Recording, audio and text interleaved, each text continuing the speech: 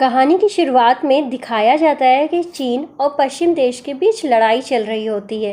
ये लड़ाई इतनी ज़्यादा बढ़ जाती है कि इस लड़ाई में काम आने वाले रिसोर्सेज की कमी पड़ने लग गई थी। वहीं लंदन की सैनिक सुरक्षा की टीम अपने नए एक्सपेरिमेंट के लिए बचे हुए रिसोर्सेज का इस्तेमाल करने लगी थी।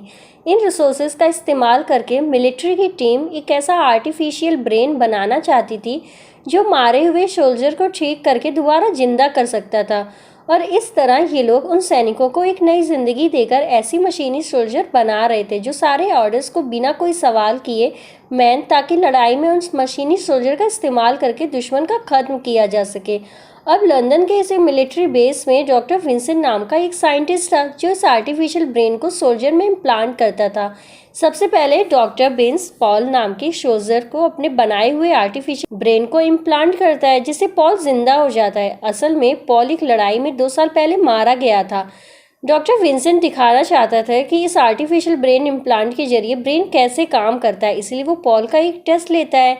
लेकिन इसका रिजल्ट वैसा नहीं होता जैसा विंसेंट ने सोचा था और इस वजह से वो थोड़ा परेशान हो जाता है। अब इस खराब रिजल्ट की वजह से विंसेंट और उसकी टीम के एक मेंबर के बीच बहस हो जाती है, क्योंकि उनका कहना था कि पॉल को खत्म कर देना चाहिए, जबकि विंसेंट इसे जिंदा रखना चाहता था। इसी दौरान पॉल एक पेन उठाता है और अचानक से विंसेंट के गले पर लगा लेता है और इस हरकत से विंसेंट काफ़ी हैरान हो जाता है और उसे बैठने के लिए कहता है, लेकिन पॉल उसकी बात नहीं मानता और उसके सीने में पेन को भोंक देता है, जिससे विंसेंट एक कंप्यूटर स्क्रीन के ऊपर गिर जाता है और पूरी स्क्रीन पर उसके खून बहने लगता है। अब क्योंकि पॉल एक खतरा बन गया था, सिस्टम को बंद करने के लिए कंप्यूटर पर कमांड डालने लगता है, लेकिन इससे पहले कि वो उसे बंद कर पाता उनसे देख रहा कि पॉल और भी ज़्यादा गुस्से में है और वो आर्मी किसी टीम के लोगों को मार रहा है।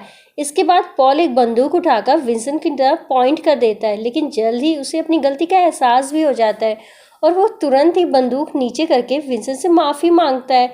तभी वहाँ लैब की सिक्योरिटी की माँ आ जाती है और पॉल के सर पर गोली मार देती है। इसके बाद विंसेंट का इलाज किया जाता है।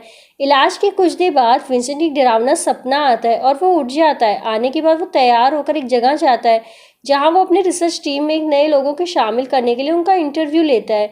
इंटरव्यू में उनके सामने आई मशीन्स पेश की जाती है और विंसेंट से सवाल पूछता है, लेकिन उसे किसी का भी जवाब पसंद नहीं आता, इसलिए गुस्सा होकर वहाँ से चला जाता है। जब वो घर जा रहा होता है तब रास्ते में उसे पॉल की माँ मिलती है, जो हमेशा मिलिट्री बेस के पास ही सड़क पर खड़े रहकर अपने बेटे का इंतजार कर रही थी। अब सीन शूट होता है और विंसेंट को अपने घर पर अपनी बेटी मैरी की देखभाल करते हुए दिखाया जाता है। मैरी कोफी सिंड्रोम नाम की एक बीमारी से ग्रस्त होती है, जिसकी वजह से उसे घुटने काम नहीं करते और वो बोल नहीं पाती और उसके हाथ भी हिलते रहते हैं। इसके बाद फिर से इंटरव्यू का सीन दिखाया जाता है, जहाँ एविन नाम की एक लड़की आती है जो स्टैनफोर्ड की एक साइंटिस्ट थी एवं विंसेंट के सामने अपना नया आविष्कार पेश करती है। वो अपनी आई मशीन के बारे में बताते हुए कहती है कि ये डेटा प्रोसेस पर काम नहीं करता, बल्कि रोजाना मिलने वाली इंफॉर्मेशन और उससे होने वाले एक्सपीरियंस पर काम करता है। विंसेंट उसकी बात पर गौर करता है और पूछता है कि आई मशीन का एक्सपीरियंस कहाँ से मिलता है। वह बताती है कि आर्टिफिशियल इंटेलिजेंस के साथ रोज बातें करती है और उन बातों में उसे एक्सपीरियंस मिलता है। इसके बाद उसे आई का टेस्ट लेता है और उसके नाम के साथ साथ उससे और भी कई सारे सवाल पूछता है। उसके जवाब से विंसेंट काफ़ी इम्प्रेस हो जाता है और टेस्ट के बाद एवर के इस आविष्कार से उसकी मशीन की तारीफ भी करता है और कहता है कि उसने बहुत अच्छी प्रोग्रामिंग तैयार की है। लेकिन वो कहती है कि ये प्रोग्राम नहीं बल्कि एक मशीन है जो सारे सवाल के जवाब खुद ही देगी। इसके बाद विंसेंट सबके लिए 10 मिनट का ब्रेक अनाउंस कर देता है और उसे टीम में शामिल नहीं किया गया। इसकी सोचकर वो उदास हो जाती है और अपना सामान लेकर जाने लगती है, लेकिन विंसेंट उसे रोकता है और उसे अपने आई की टीम में पूरी जानकारी देने के लिए कहता है। एवं भी अपनी समझदारी दिखाती है और कहती है कि अगर वो उसे अपनी टीम में शामिल करेगा तभी वो सारी बात बताएगी।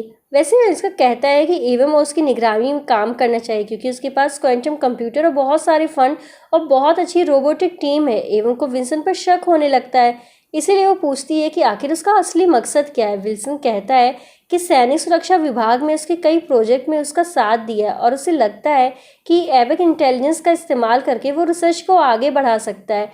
एफ और इंटरेस्ट की बात मना करते हुए वो कहती है कि वो नहीं चाहती कि उसकी इस मशीन का इस्तेमाल सरकार के हथियार बनाने में किया जाए। लेकिन विंसेंट कहता है कि वो हथियार नहीं बल्कि इंटेलिजेंट मशीन बनाने का काम करता है। इसके बाद विंसेंट वहां से चला जाता है और सीन शूट होता है और एवं को ड्राइव करते हुए दिखाया जाता है। लेकिन रास्ते में उसे पॉल की माँ मिलती है, जो उसके कार का दरवाजा खोल करके कहती है कि उसका बेटा मिलिट्री वालों के पास है। उसकी इस हरकत से एवं डर जाती है और कहती है कि उसे इस बारे में कुछ भी नहीं मालूम। जब पॉल की माँ अजीब सा बिहेव करने लगती है तो कुछ पुलिस वाले आकर उसे जबरदस्ती कार से निकालते हैं। वहाँ पॉल की माँ को उनके साथ ये बर्ताव अच्छा नहीं लगता, इसीलिए वो भी कार से बाहर आती है और उन्हें रोकने की कोशिश करती है एवं ऐसे बर्ताव के लिए पुलिस ऑफिसर से तुरंत अरेस्ट कर लेता है। इसके बाद विंसेंट पुलिस स्टेशन आकर के एवं की बेल करा देता है। वो उसका मजाक उड़ाते हुए कहता है कि वो अपने काम के पहले ही दिन अरेस्ट हो गई एवं बताती है कि कैसे पॉल की माँ के साथ बुरा बर्ताव किया जा रहा था। लेकिन विंसेंट कहता है कि उसे पॉल की माँ से हमदर्दी जताने की ज़रूरत नहीं है, क्योंकि उसकी दिमागी हालत ठीक नहीं है। उसका बेटा एक लड़ाई में 2 साल पहले मर चुका है और वो अभी तक इस सदमे से बाहर नहीं आ पाई है। इसके बाद विंसेंट एम को मिलिट्री बेस के आसपास की जगह दिखाता है। वो लोग बातचीत कर रहे होते हैं, लेकिन उन्हें ये नहीं पता होता है कि ये मशीनी सोल्जर उन पर नज़र रख रहे होते हैं और वो अपनी मशीनी भाषा में दूसरे सोल्जर से बातचीत शुरू कर देती है, जिसके बाद मिलिट्री बेस की सिक्योरिटी को भी बढ़ा दिया जाता है। इस बीच विंसेंट में जाते जो ज़मीन के अंदर थी, जब वो लोग नीचे जा रहे होते हैं, तब एवं को 2 सोल्जर के सर पर एक जैसा निशान दिखाई देता है। वो विंसेंट से पूछती है कि निशान कैसे हैं। विंसेंट बताता है कि जिनके सर पर ये निशान दिखाई दे रहे हैं वो सोल्जर के दिमाग में काम करना बंद कर उनके आर्टिफिशियल ब्रेन इम्प्लांट किया गया है, जिससे उनके देखने की ताकत और पुरानी यादें वापस आ गई हैं और इससे उनकी ज़िंदगी और भी बेहतर हुई है। लेकिन ब्रेन इम्प्लांट के कारण उनकी बोलने की शक्ति चली गई है, जिसकी वजह से विंसेंट को भी नहीं मालूम था। लेकिन वो कहता है कि सोल्जर ने अपनी खुद की मशीनी भाषा तैयार कर ली है, जिसके सर से ये दूसरे बात कर सकते हैं और उसके बारे में किसी को भी नहीं पता चला। इसके बाद वो दोनों लैब पे आ जाते हैं। वहाँ विंसेंट का क्वांटम कंप्यूटर था, उसे देखने के लिए एवं माँ बहुत एक्साइटेड थी। वहाँ सैनिक सुरक्षा का हेड थॉमस होता है, जो कि एवं को गौर से देख रहा होता है। कुछ देर बाद उसे मिलता है और टीम में उसे स्वागत करता है। तभी एक फीमेल मैचली सोल्जर वहाँ पर आ जाती है, जिसका मसूरी नाम था, और ये सोल्जर जो थी विंसेंट और एवं पर नजर रख रही होती है। इसी बीच थॉमस एवं फाइल देख आता है, जिसमें लिखा था कि बचपन में हवा में एक पुलिस ऑफिसर के साथ कुछ बुरा बर्ताव किया था। थॉमस इस बारे में पूछता है और एवं को कुछ खाने वाली चीज़ है कि विंसेंट उसकी बात काटते हुए थॉमस से कहता है कि एवं को यहाँ पर पॉलिटिक्स के लिए नहीं बल्कि रिसर्च के लिए लाया गया है।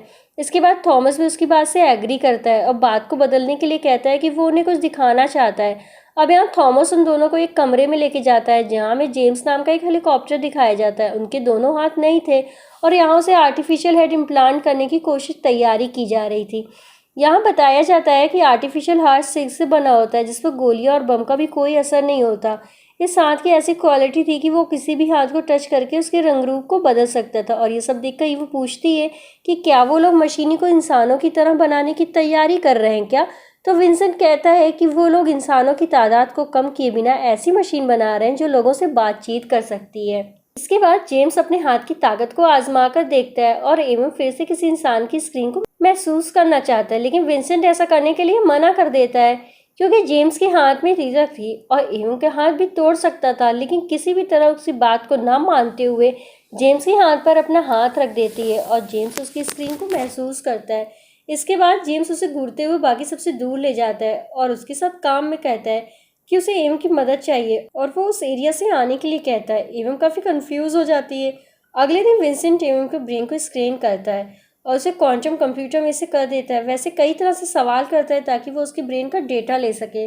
उसके सवाल धीरे धीरे पर्सनल होते जाते हैं। हवा में उसने अपने पिता के साथ बीते समय के बारे में बताती है कि वो बिल्कुल उसकी बेटी की तरह थी, क्योंकि उसकी बेटी को भी कंप्यूटर पसंद है। तभी वो बाहर घूमे 6 के बारे में पूछती है। विंसेंट कहता है कि एरियम 6 में सोल्जर्स का इलाज करता है जिनका ब्रेन डैमेज हो गया, लेकिन एवं को लगता है कि ये कोई जब विंसेंट कहता है तो उसके बारे में उसे कुछ नहीं पता, क्योंकि इस बारे में कुछ पता भी नहीं है। ये कहकर वो वहाँ से चला जाता है। अगले दिन एवं लाइट जाते हुए वक्त एरिया की तरफ जाती है। वो सबसे छुपाते हुए वहाँ पर पहुँच जाते हैं और एक कांच की खिड़की से देखते हैं कि एरिया बिल्कुल जय की तरह ही है, जिसे कई सारे गार्ड्स घेरे हुए हैं। यहाँ उसकी शक्ति यकीन में बदल जाता है। इस वक्त कुछ मशीनी सोल्जर उसके पीछे आ जाते हैं और एवं बिना कुछ कहे वहाँ से चली जाती है, जैसे कुछ हुआ ही ना हो। इसके बाद वो लैब में आ जाती है जहाँ विंसेंट एव के दिमाग को स्कैन करता है और इस बार एव को इमोशंस को चेहरे की मदद से किया जाता है। इस बीच विंसेंट पूछता है कि क्या वो लाइव आते समय रास्ता भटक गई थी। अब आपको समझ में नहीं आता कि उसे क्या करना चाहिए। हाँ, मैं रास्ता भटक गई थी, लेकिन विंसेंट को पता था कि वो झूठ बोल रही है और उसकी इस हरकत से नाराज होकर वो कहता है कि एवं को आराम से काम रखना चाहिए और वो इधर उधर घूमने नहीं चाहिए। दूसरी तरफ से थॉमसन को एक सीसीटीवी फुटेज दिखाई जाती है और बताई जाती है कि आबा ने एरियम में 6 के बारे में जिन लोगों ने कंप्यूटर को हैक किया था, अगले दिन विंसेंट और एव के साथ मिलकर के एक मशीन पर काम कर रहे होते हैं। ये मशीन सीधे हवा के दिमाग से जुड़ी होती है। इस बीच विंसेंट अपने बर्ताव के लिए एव से माफ़ी मांगता है। एवं कुछ नहीं कहती और तभी मशीन विंसेंट को बताती है कि एवं अभी भी उससे नाराज़ है और सीन शूट होता है। विंसेंट एवं कार में जा रहे होते हैं। एवं से पूछता है कि एक्सपेरिमेंट को डेवलप कैसे करना चाहिए ताकि वो अपनी बेटी का इलाज कर सके और इसके लिए उसका वहाँ पे काम पे जाना जरूरी है। और इसी वक्त उसे रास्ते में पॉल की माँ फिर से आ जाती है जो सड़क के बीच में बैठी रो रही होती है।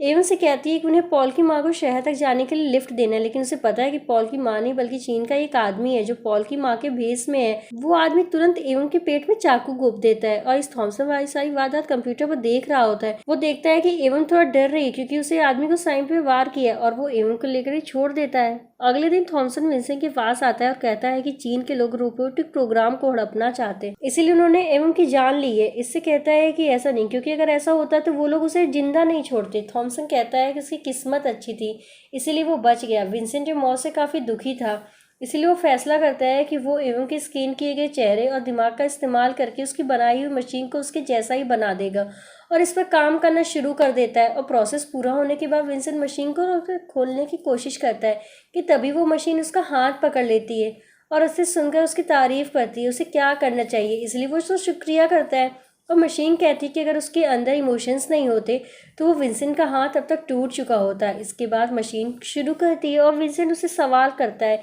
कि पहले याद के बारे में बताओ। फिर मशीन उसकी माँ की यादों के बारे में बताती है। विंसेंट पूछता है कि क्या उसे उसकी माँ का चेहरा याद है, तब मशीन खुद को मॉनिटर में देखती है और अपने चेहरे की तरफ इशारा करके बताती है कि उसकी माँ का चेहरा उससे मिलता था। इस स्टेज से वो काफ़ी खुश हो जाते हैं और इसके बाद विंसेंट मशीन का इमोशन टेस्ट करने के लिए उसके चेहरे के पास एक मकड़ी रख देता है। इसके बाद मशीन जोर जोर से हिलने लगती है, लेकिन ऐसे गुस्से की वजह से नहीं बल्कि डर की वजह से। इस प्रोसेस के बाद मशीन बार बार विंसेंट को शुक्रिया अदा करती है क्योंकि उसने अपने आदमियों से कहकर मकड़ी को उसके चेहरे के सामने से हवादार दिया था।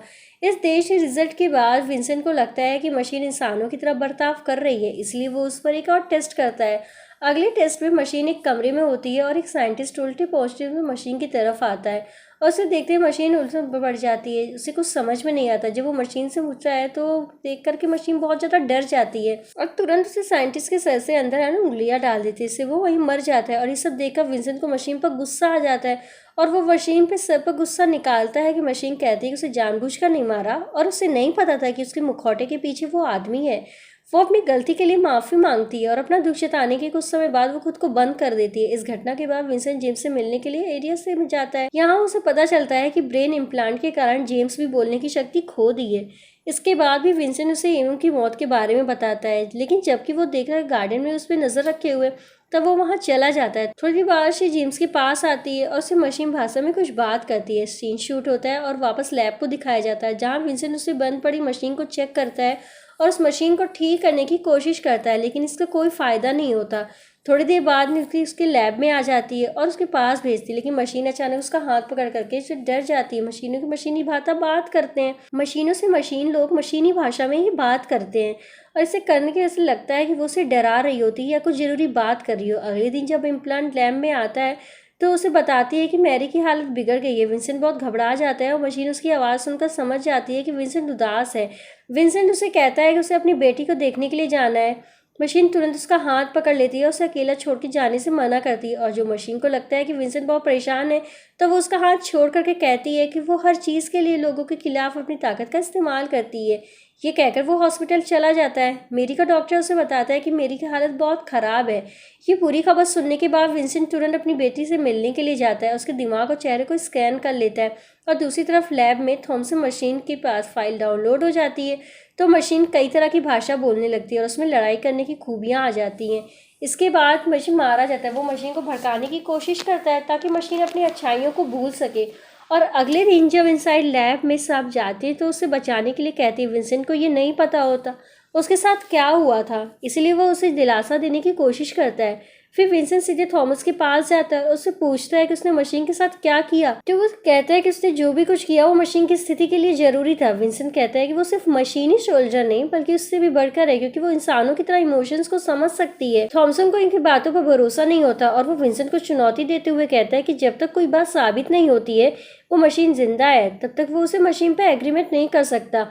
और इसके बाद विंसेंट मशीन के पास जाता है और थॉमस की सारी बातों को उसके बारे में उसे बताता है। थॉमस के असली इरादे के बारे में जानकर मशीन कहती है कि वो सब कुछ करेगी, उसके लिए जरूरी होगा। तभी मैरी के डॉक्टर का कॉल आता है और वो विंसेंट को बताता है कि मैरी को ऑपरेशन फेल हो गया और वो मर चुकी है। विंसेंट समझ में चला जाता है और वो गहरी सोच में डूब जाता है। इस बीच मशीन अनजाने में उसके लिए प्यार का इजहार करती है। सीन शिफ्ट होता है और विंसेंट अपनी बेटी का अंतिम संस्कार कर रहा होता है। इस बीच मशीन लैब में ही रहकर मिलिट्री की ट्रेनिंग पूरी करती है। संस्कार के अगले दिन विंसेंट वापस लैब में आता है। इस वक्त मिलिट्री में न होने की वजह से उसे ऐसा लगता है कि वो अपना उद्देश्य खो चुका है। वो कुछ ढूंढ रहा होता है लेकिन वो चीज उसे नहीं मिलती। तभी मशीन वहां आ जाती है और कहती है कि अगर वो कोई चीज न पा रहा हो तो उस चीज को पास में देखना होगा। उसकी बात मानकर विंसेंट अपनी एक तस्वीर क्वांटम कंप्यूटर पर देखता है। जब वो उसे पास देखता है तो उसे मिल जाता है और जो ढूंढ रहा था तो वो थॉमसन के पास जाता है और उसे अपनी नई खोज के बारे में बताता है और कहता है कि मशीन के प्रोग्राम में एक ऐसी चिप है जो उन्हें सोचने समझने की ताकत दे रहा है। थॉमसन कहता है कि यही वो चीज है जिसकी जरूरी थी, क्योंकि सोचने समझने की ताकत की वजह से मशीन खुद अपना फैसला ले सकती है। अब ये जब थॉमसन विंसेंट से कहता है कि वो चिप मशीन के प्रोग्राम से बाहर निकालना होगा, ये सुनकर विंसेंट हैरान हो जाता है और समझ जाता है कि थॉमसन उसकी रिसर्च का इस्तेमाल सिर्फ लड़ाई के हथियार बनाने के लिए करना चाह रहा है। विंसेंट को लगता है कि उसके साथ धोखा हुआ, इसलिए वो ये बात मानने से इनकार कर देता है। इसके बाद थॉमसन उसे मैरी के दिमाग की आखिरी फाइल दिखाता है और उसके सारे विल्सन को ब्लैकमेल करते हुए कहता है, पर वो ऐसा नहीं करता और वो फाइल को डिलीट कर देता है। इसे वो मशीन के पास जाता है और उससे कहता है कि वो उसे इंसान के बेजिक मशीन बनाना चाहता है। वो कहता है कि वो ये नहीं कर सकता लेकिन उसे करना पड़ेगा, क्योंकि अगर उसने ऐसा नहीं किया तो उसकी बेटी हमेशा के लिए खो देगा। मशीन विंसेंट प्यार करती है, इसलिए वो उसकी बेटी को बचाने के लिए खुद को सैक्रिफाइस करने की कोशिश करती है। विंसेंट उसे ऑपरेशन रूम में ले जाता है, उसे आखिरी बार अलविदा कहता है और इसके बाद वो दिमाग के इम्प्लांट में एक छेद कर देता है। लेकिन मशीन अचानक से डरने लगती है और कहती है कि उसे करने से डर लग रहा है। विंसेंट उससे बातें करते हुए उसका ध्यान भटकाता है, उसके दिमाग से उसको चिप को निकाल देता है जो उसे सचिव बनाती है। उस चिप को निकालते ही मशीन अपनी जिंदगी खो देती है। इसके बाद विंसेंट थॉमसन के पास जाता है और कहता है कि ऑपरेशन पूरा हो गया। थॉमसन खुश होता है लेकिन वो उसे डबल क्रॉस कर देता है और बताता है कि उसने प्रोग्राम को उसे लेने से अपनी बेटी की फाइल मिट दी। इस बात से विंसेंट बहुत ज़्यादा गुस्सा आ जाता है, लेकिन इससे पहले कि वो कुछ कर पाता थॉमसन के आदमी उसे पकड़ लेते हैं। कुछ दिन बाद मशीन पूरी तरह मशीन बन गई थी। अब वो लड़ाई में भी एक्सपर्ट हो गई थी। अब थॉमसन अपना आखिरी टेस्ट करने ही वाला था कि बाकी सोल्जर भी अपने किसी प्लान को इल्ज़ाम देने की तैयारी करते रहते हैं, जिसका इंतज़ार उन्हें बहुत समय से था। अब मशीन आखिरी टेस्ट का दिन भी आ जाता है और मशीन इसके थॉमसन मशीन विंसेंट के सर पर गोली चलाने को कहता है। मशीन बिना किसी हिचकिचाहट के बंदूक का ट्रिगर मशीन उसकी बात नहीं मानती और मशीन उसके हाथ में खाली बंदूक देती है। वहीं दूसरी तरफ हम देखते हैं कि जिस साइंटिस्ट ने मशीन के ऑपरेशन के समय विंसेंट की हेल्प की थी उसे ये बात पता चल गई थी कि विल्सन ने जो चिप मशीन के दिमाग में निकली है वो सोने समझने की चिप नहीं बल्कि उसे जीपीएस की एक्स्ट्रा बैटरी है। और ये बात थॉमसन को बताता है और थॉमसन डर के मारे फैसिलिटी को बंद कर देता है और सिक्योरिटी टीम को अलर्ट कर देता है। मशीन की मदद करते हैं और मशीन विल्सन तक पहुंच जाती है, उसे आज़ाद करती है और बताती है कि इंसान और मशीनों के बीच लड़ाई शुरू होते ही सारी सोल्जर्स एक दूसरे से बात कर रहे थे और ये प्लान कर रहे थे कि उन्हें कैसे थॉमसन के इरादों को नाकामयाब करना है। दूसरी तरफ हम देखते हैं कि थॉमसन सारे सोल्जर को डीएक्टिवेट करने के लिए कंप्यूटर में कोड डाल देता है और क्योंकि शीरी पहले सिस्टम को हैक कर लिया था इसलिए थॉमसन को सिस्टम की खराबी को दिखाई जाती है। और इस दौरान विंसेंट अपनी लाइफ में चला जाता है जहाँ वो क्वांटम कंप्यूटर में कुछ कमांड डालता है। थॉमसन के आदमी भी वहां आ जाते हैं और उसे उस पर हमला कर देते हैं, लेकिन तभी वहां पर जेम्स आ जाता है और उन दो आदमियों को मारता है। विंसेंट देखता है कि जेम्स यहाँ पर बैक करने के लिए मदद कर रहा है। वहीं दूसरी तरफ मदद से थॉमसन ऑफिस में पहुंच जाता है और यहाँ थॉमसन बैरी की फाइल को डिलीट करने की कोशिश करता है। मशीन कहती है कि वो ऐसा नहीं कर सकती क्योंकि श्री ने इसका पासवर्ड बदल दिया है। अब थॉमसन के पास यहाँ बचने के कोई रास्ता नहीं था, इसीलिए वो मशीन से अपनी ज़िंदगी की भीख मांगता है। पहले तो मशीन उस पर दया आती है, लेकिन जब वो उसके चेहरे पे छूती है तो उसे गुस्सा आ जाता है। वो अचानक थॉमसन में उंगली डाल देती है और वो वहीं मर जाता है। इसके बाद मशीन मैरी की आपकी फ़ाइल को सिस्टम में डाउनलोड करती है और विंसेंट के पास जाती है। वो विंसेंट को भी भरोसा करने के लिए कहती है। इसके बाद वो सब लोग मिलिट्री बेस से बाहर निकल जाते हैं और बाहर निकलने के बाद विंसेंट पॉल की माँ से मिलता है और उसे अपनी पेन ड्राइव देता है और उससे कहता है कि उसमें उसके बेटे के बारे में वो सारी जानकारी मौजूद है, वो जो जानना चाहती है। सीन शूट होता है और हम देखते हैं कि विंसेंट मशीनों में अपनी बेटी के साथ सूरज को डूबते हुए देख रहा होता है और दूसरी तरफ सारी मशीन सोल्जर पर मिलिट्री बेस से निकल करके एक नई आज़ाद दुनिया में काम रखते हैं। और इसी के साथ मूवी यहाँ पर ख़त्म हो जाती है।